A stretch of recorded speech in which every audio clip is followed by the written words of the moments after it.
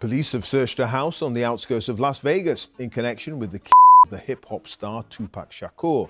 In relation to the hip-hop artist Tupac Shakur, who was shot here in Las Vegas more than 25 years ago, police have searched a house on the outskirts of the city. This is adding to the renewed homicide investigation.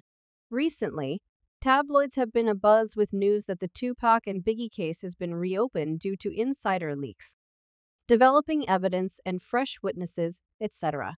Many loyal fans who sincerely want to know the truth turn to gossip websites and devour every article they can find. However, what if the truth isn't hidden in the rumors of today? What if we told you that, in the past, there was evidence that was overlooked that not only clarifies the 1996 tragedy, but also unpredictably linked names? Both Diddy and Suge Knight Dave wasn't afraid of Suge Knight. Instead, they were petrified. "You see Diddy, you see Suge Knight," they said, along with several of their friends below them. But the two biggest pocket players at the top welcome back to the Celebrity Live channel everyone. In a world where history is rarely forgotten, a long-lost digital whisper has suddenly resurfaced in public. Mindfulness on hip-hop forums. A tweet that was long ago removed and written off as unimportant from rapper Keenan Loki Jackson, who was formerly signed to Death Row Records, has reappeared. As the world watched the noise, several major players made moves in silence in the 1990s, according to what is read widely. The internet is ablaze with conjecture over this cryptic statement, which suggests a cooperation that many had suspected but few dared to voice. Many fans view this tweet as evidence of a little-known theory. Could it be that, beneath the brutal and tragic rivalry of the 1990s, Suge Knight and Diddy had a silent agreement and alliance that decided to eliminate two of hip-hop's biggest stars for the sake of business ambitions? The most terrifying circumstance I've ever encountered with Tupac and Biggie is the degree of power we had despite the well-established Seacoast Honeybees West Coast feud. Was there a covert agreement between two moguls to monopolize the industry? Believe us, it's far more complicated than it first seems. Glam people were beginning to claim that it was an East Coast vs. West Coast rivalry because it involved people trying to make money, people trying to pursue careers, and people trying to become famous. However, if one digs deep into the insights and interviews from that era, they may find tidbits of information indicating that Suge Knight and Diddy may have actually had a covert agreement that altered the course of hip-hop history. However, before we analyze that specific tweet and other proofs, we must take a step back and consider the situation as a whole. The hip-hop industry in the 1990s was more than just music. It was a cultural battleground between East Coast thieves. I know Duke. You know what I mean when I say that he's very strong. The rivalry between the West Coast and other regions had come to define the decade, with artists aligning themselves with one side or the other. This intense rivalry went beyond mere lyrical skill or chart position, symbolizing a more profound sense of regional identity. The two main characters in this rivalry were Tupac Shakur and Christopher Wallace, better known as Biggie Smalls or the notorious B.I.G. Biggie was a charismatic and magnetic force from the West Coast who signed with Death Row Records, a record label co-founded by the mysterious Suge Knight. On the other hand, Biggie's intricate storytelling skills and smooth flow represented the East Coast, and he was the star talent of Bad Boy Records, led by the enterprising scene Diddy. In columns like, "When we had got hit, we hit him up," Biggie said, "We're not going to respond somebody's going to get hurt." 90s were tense and full of incidents that heightened the rivalry between the coasts. The most famous incident being Tupac's 1994 shooting at Quad Recording Studios in New York. Pac later claimed Biggie and other people were aware of the attack beforehand, further escalating the rivalry as the financial by the mid-1990s stakes had changed from being an underground movement to a worldwide phenomenon. It was now about more than just music. It was about forming dynasties and getting things endorsed. As the rap industry's value increased, so did the need to maintain relevance and market share. Suge and Diddy were astute businessmen who understood the potential financial gain from controversy, whether it was manufactured or organic. Their feud kept the spotlight on their labels and garnered media attention. But there were rumors that some of the publicized outbursts were more theater than real beef.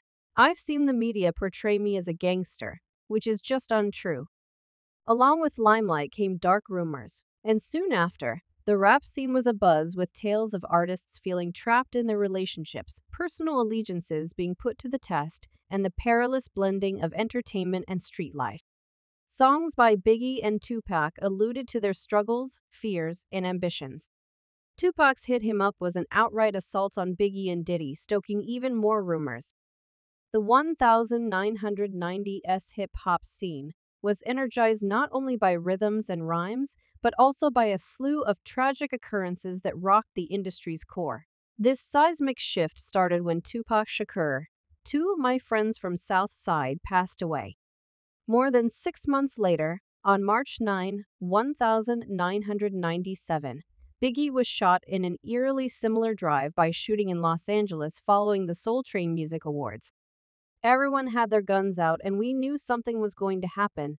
On September 7, 1996, after attending a Mike Tyson boxing match in Las Vegas, Tupac was gunned down in a drive-by shooting. He battled for his life for 6 days before finally succumbing to his injuries. While Biggie's tragedy involved a dark Chevrolet Impala, witnesses to the Tupac shooting described a white Cadillac from which the fatal shots were fired. However, details remained hazy and numerous witnesses were reluctant to come forward, resulting in a multitude of narratives. Conflicting then the last. The Las Vegas Metropolitan Police came under intense criticism for their handling of Tupac's case, with critics pointing out their slow response to accumulating evidence. Biggie's death, looked at by the left, did not fare any better in the eyes of the public, with many thinking that there was not a sincere attempt to solve the murder in both cases. In the lack of specific responses, you should look over because no arrests were made, and he sees you. Many ideas surfaced, one of which said that Sugar Diddy planned the murders in order to clear the pitch while the two moguls were in public mourning their tragedy.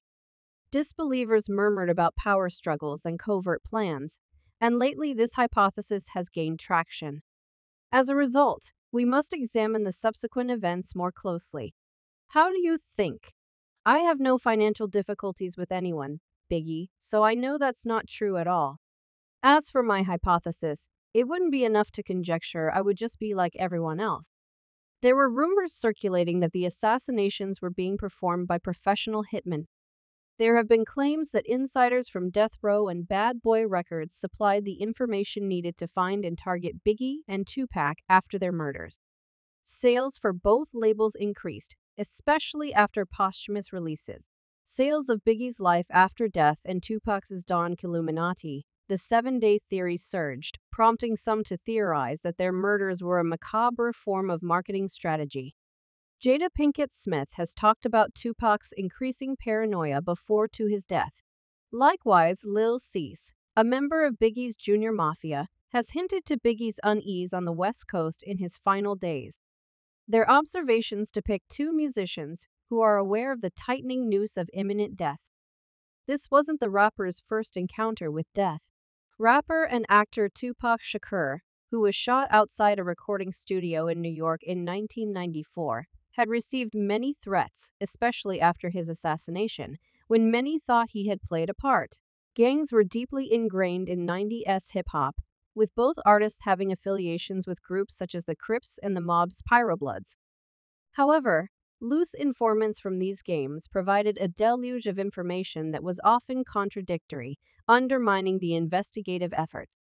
The story was further made more complex by Waters' subsequent allegations of police participation in the killings, as participants or cover-up agents. But the internet has a funny way of bringing the past back to life.